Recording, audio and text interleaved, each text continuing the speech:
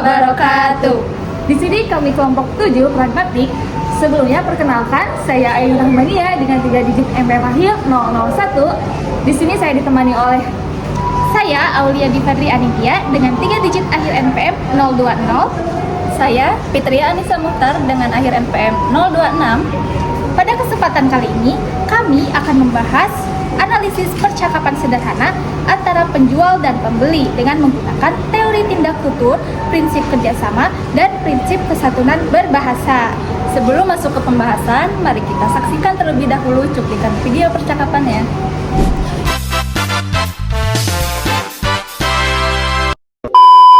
Bu, mau beli teh jus golbatnya 1, tolong banyakin esnya ya Bu.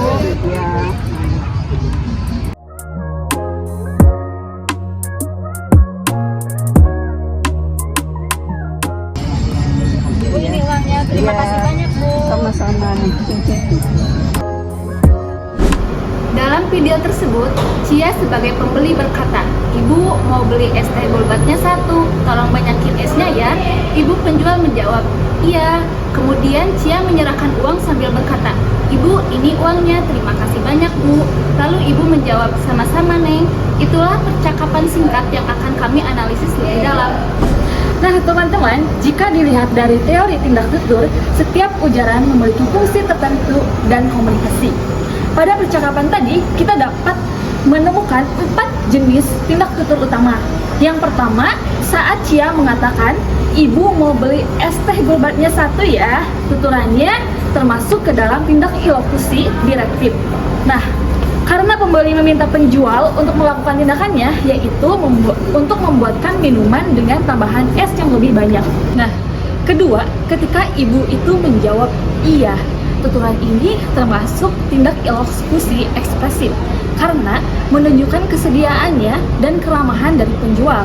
Yang ketiga, saat Cia berkata, "Ibu, ini uangnya, terima kasih banyak ya Ibu." Nah, tuturan ini juga bersifat ekspresif karena pembeli menunjukkan rasa terima kasih sekaligus menyelesaikan transaksi dengan sopan. Terakhir, ucapan sama-sama Neng dari penjual merupakan tindak ekspresif juga sebagai bentuk balasan yang ramah dan penuh keakraban. Nah teman-teman, dari keempat tuturan tersebut terlihat bahwa percakapan antara Cia dan ibu penjual berjalan efektif dan saling menghargai. Tidak ada tuturan yang bersifat memerintah keras atau menyinggung, melainkan disampaikan dengan sopan dan wajar dalam konteks transaksi sehari-hari. Selanjutnya, jika kita analisis berdasarkan prinsip kerjasama dari Grace, percakapan ini menunjukkan penerapan 4 maksim utama. Yang pertama, maksim relevansi tampak jelas karena seluruh tuturan berkaitan langsung dengan konteks pembelian minuman.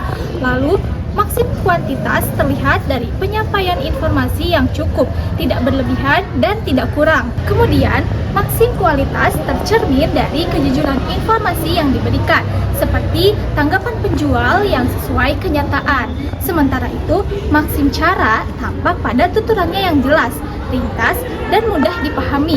Melalui penerapan 4 maksim tersebut, kedua penutur berhasil menjaga percakapan agar tetap efisien dan komunikatif tanpa menimbulkan salah paham. Selanjutnya, kita lihat dari sisi kesantunan berbahasa menurut Leach. Percakapan antara Cia dan ibu ini mencerminkan nilai-nilai sopan santun yang kuat. Cia menggunakan kata tolong dan sapaan Bu menunjukkan maksim kebijaksanaan dan penghargaan terhadap penjual. Selain itu, ucapan terima kasih banyak dari pembeli menunjukkan rasa hormat yang sesuai dengan maksim penghargaan.